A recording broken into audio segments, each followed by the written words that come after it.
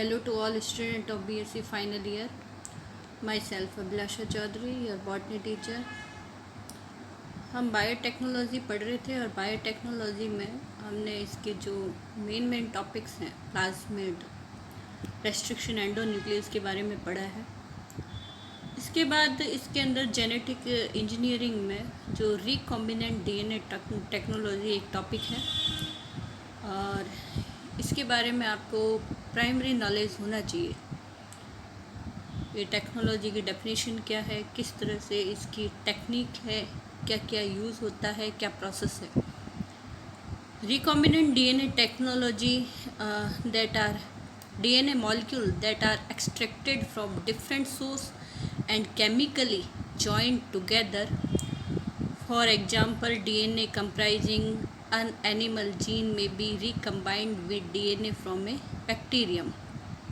Okay, क्या लिखा है कि जो डीएनए मॉलिक्यूल है हम उसको अलग अलग सोर्स से निकालते हैं, फिर उनको केमिकली किसी तरह से जॉइन करते हैं आर्टिफिशियली। फॉर एग्जांपल, जो डीएनए है वो हमने एनिमल सेल से निकाला है और फिर उसको हमने बैक्टीरिया के डीएनए के साथ मिक्स किया है। ओके, कहने का मतलब ये है, इसका आप देखिए, कॉम्बिनेशन, रिकम्बाइन, वापस से कॉम्बिनेशन है। तो एक आप जब हम नेचुरली रिकॉम्बिनेशन कहाँ आपने पढ़ा होगा कि जब हम मियोसिस करते हैं तब जब क्रॉसिंग ओवर होता है और ये ओवरलैप होकर दोनों जो गुणसूत्र हैं उन पर जीन का एक्सचेंज होता है, वहाँ पे भी आप इसको, इस प्रोसेस को आप रिकॉम्बिनेशन कहते हैं। ओके, जो हम मियोसिस प्रोफेस के दौरान क्रॉसिंग ओवर पढ़ते हैं वहाँ पर जेनेटिक जो मटेरियल है उसका दो क्रोमोजोम के बीच में एक्सचेंज होता है और नए तरह के कॉम्बिनेशन बनते हैं। ओके, उसको कहते हैं हम रिकॉम्बिनेशन। यहाँ पे भी हम सेम ही कर रहे हैं, लेकिन रिकॉम्बिनेशन कहीं पर भी हो सकता है। जैसे यहाँ पर हम क्या करते हैं कि जैसे हमने ये कहा कि जो इंसुलिन जीन है, ओके, कोई एनिमल सेल है, हमने ये फाइंड आउट किया कि वो कौन सा जीन है जो इंसुलिन बनाता है। वो जीन का एक टुकड़ा हमने निकाला और उस जीन को हमने जो प्लाज्मिड था बैक्टीरिया का, उसके अंदर उसको कंबाइन किया। तो अब ये जो प्लाज्मिड है इसमें नए तरह के कॉम्बिनेशन बने हैं, तो इसको हम कहते हैं रिकॉम्बिनेंट डीएनए। ओके, और ये जो हमने इसमें हम जो टेक्नोलॉजी यूज़ करेंगे उसको कहेंगे रिकॉम्बिनेंट डीएनए टेक्नोलॉजी। ठीक है, तो ज़्यादा इसमें डेफिनेशन कॉम्प्लिकेटेड नहीं है। कोई भी अगर नए प्रकार का कॉम्बिनेशन बन रहा है तो उसको हम रिकॉम्बिनेंट डीएनए टेक्नोलॉजी कहेंगे। नेचुरली मैंने आपको बता दिया कि जो मियोसिस होता है, क्रॉसिंग ओवर के वक्त जीन का एक्सचेंज होता है और उस दौरान हम रिकॉम्बिनेंट कहते हैं, रिकॉम्बिनेशन प्रोसेस कहते हैं।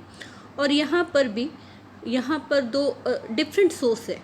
ओके, सिर्फ वही सेम स्पीसीज नहीं है, बैक्टीरिया एनिमल का हो सकता है, बैक्टीरिया प्लांट के डीएनए आपस में मिक्स कर सकते हैं। किसी भी तरह से अगर हम दो अलग अलग अगर हम कुछ चेंज करते हैं एक स्पीसीज में तो उसको हम कहते हैं recombinant DNA. Okay, discovery of recombinant DNA technology.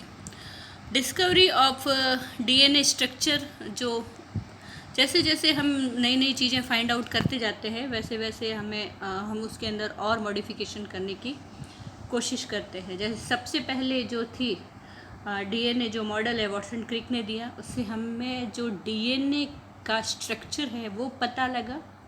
उसके बाद लाइगेज एंजाइम जो डीएनए के टुकड़ों को आपस में जोड़ता है, उस एंजाइम की डिस्कवरी हुई। उसके बाद ये जो है आइसोलेशन ऑफ रेस्ट्रिक्टेज इन 1970, ठीक है, इनकी क्या कहते हैं डिस्कवरी हुई। उसके बाद पॉल बर्ग जनरेटेड, ये नाम याद रखें, काफ़ी बार ये नाम देखिए, पॉल बर्ग ने रिकॉम्बिनेंट डीएनए टेक्नोलॉजी को जनरेट किया, उसके बारे में बताया, प्रोसेस बताई किस तरह से कर सकते हैं और करके दिखाया 1972 में। Cohen and Boyer 1973 produced first plasmid vector capable of being replicated within a bacterial host. Cohen और बॉयर जो थे उन्होंने 1973 में फर्स्ट प्लाज्मिड वेक्टर ऐसा प्रोड्यूस किया जो बैक्टीरियल होस्ट में रेप्लिकेट हो सकता था। ठीक है, तो ये सब डिस्कवरीज हैं। जैसे जैसे पता चला, हम पहले जब तक डीएनए की खोज नहीं होती हम डायरेक्ट तो जंप लगा नहीं सकते, तो जैसे जैसे होता जाता है हम और उसमें तलाशने की कोशिश करते हैं कि हम और इसको कैसे फॉर मैन यूज़ हम इसका कैसे यूज़ कर सकते हैं। Goals of recombinant DNA technology, क्या उद्देश्य है, क्या इसके? To isolate and characterize a gene. पहला तो इसको है आइसोलेट, पृथक करना, और जीन कैसा है, उसकी क्या स्ट्रक्चर है। To make desired alteration in one or more isolated gene. Okay, वांछित, डिजायर्ड, हमें उसकी क्या चीज़ें चाहिए। ओके, एक या दो, एक से अधिक जीन के बीच में किस तरह की अल्टरेशन कर सकते हैं। To return altered gene to living cell. अब हमने जो जीन पृथक किया है, सेपरेट किया है, हमारा जो वांछित जीन है, उसको वापस हम लिविंग सेल में पहुंचाते हैं। इतनी अभी टेक्नोलॉजी नहीं है आई कि वो आर्टिफिशियली हम उसको किसी और बिना लिविंग सेल के यूज़ कर सके। Artificially synthesize new gene. एक जीन की अगर हमें स्ट्रक्चर पता चल जाती है कि ये जीन इस तरह का है, तो हम उसका जो बेस पेयर है, न्यूक्लियोटाइड्स हैं, उसका सीक्वेंस देख के हम आर्टिफिशियली सिंथेसाइज कर सकते हैं न्यू जीन।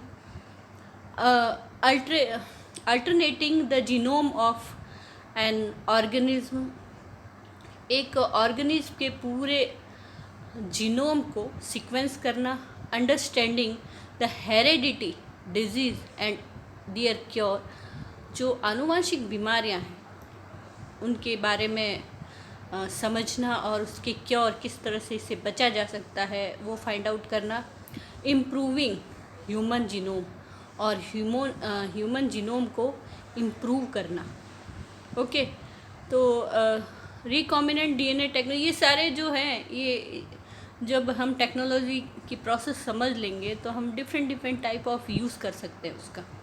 ओके,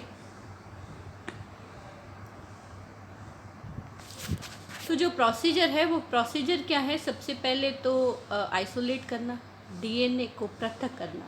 सारा डीएनए गुणसूत्र में संघनित अवस्था में रहता है, तो हम उस डीएनए को अलग करते हैं, सेपरेट करते हैं। फिर हम उस डीएनए की कटिंग करते हैं। ओके, जो हमें चाहिए, कई अननेसेसरी डीएनए पाया जाता है। फिर जॉइनिंग ऑफ द डीएनए, हमारा जो वांछित डीएनए है वो हम जहाँ हमें जिस एनिमल सेल में या जिस बैक्टीरियल सेल में पहुँचाना है उस वेक्टर के अंदर जॉइन करना।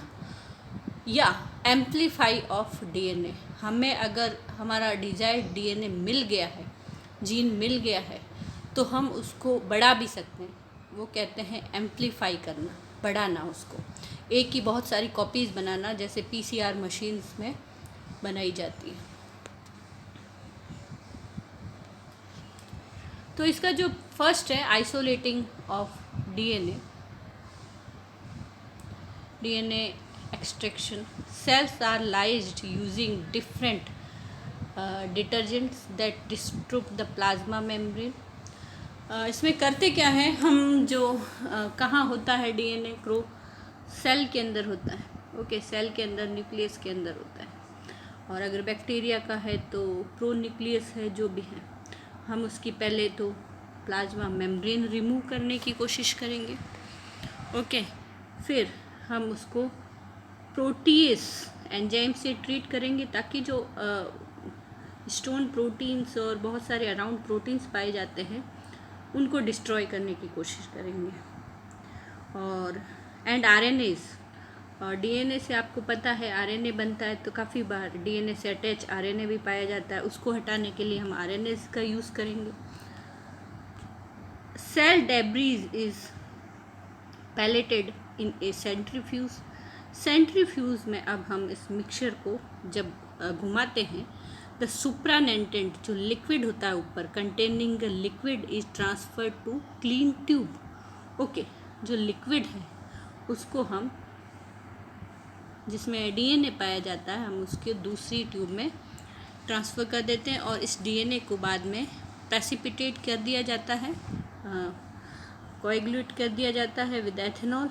It form viscous strands then that can be spooled on a glass rod. Okay, तो ये जो प्रोसेस है ये देखने में बड़ी इजी लगती है, लेकिन इतनी इजी होती नहीं है। ओके, इसके लिए बहुत सारे एक्सपेरिमेंट, बार बार फ्रिक्वेंटली एक्सपेरिमेंट किए जाते हैं।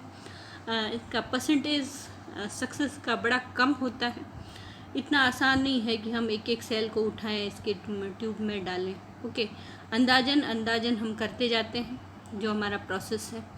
तो कहने का मतलब है कि डीएनए एक्सट्रैक्ट कैसे किया जाता है। एक कोशिका दी गई है, उसका हमें डीएनए निकालना है। कोशिका इतनी माइन्यूट होती है, सूक्ष्म होती है कि हम उसका डीएनए तो बहुत ही ज़्यादा जो हम देख ही नहीं सकते। ओके, फिर भी हम सेल को, जो यहाँ टेस्ट ट्यूब दिखाई गई है, इसके लिए स्पेशल इक्विपमेंट्स पाए जाते हैं जो सिर्फ बायोटेक की लैब में है।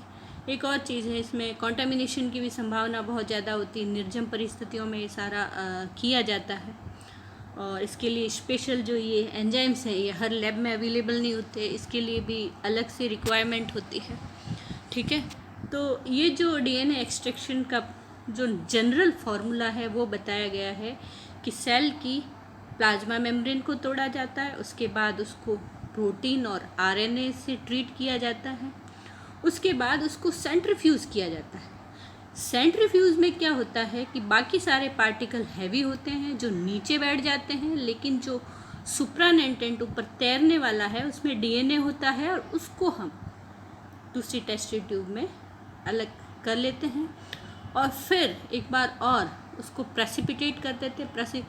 आपने केमिस्ट्री की लैब में प्रेसिपिटेट बनाया होगा, जिससे वो कोएगुलेट हो जाते हैं और अलग हो जाते हैं। ठीक है, वो एथेनॉल के साथ किया जाता है।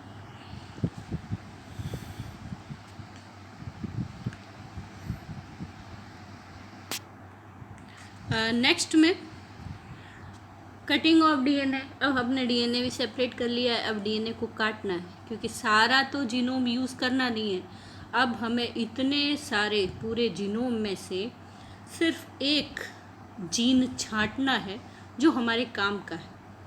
अब वो भी वहाँ पे सब कुछ लिखा हुआ तो नहीं है, तो हम क्या करते हैं, उसके लिए बहुत सारी प्रोसीजर फॉलो करते हैं।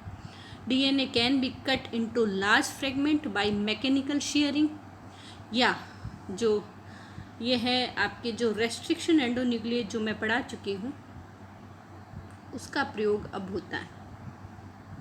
ओके, ये जो रेस्ट्रिक्शन एंजाइम्स हैं वो डीएनए को जगह जगह से कट लगाते हैं। इनको कहते हैं मॉलिक्यूलर सीजर, आणविक बहुत माइन्यूट कैंचियाँ जिनको कहते हैं जेनेटिक्स में। ठीक है, तो उनका प्रयोग इस वक्त किया जाता है। नेक्स्ट वीडियो में हम इसके आगे की प्रोसीजर देखते हैं। Thanks for watching.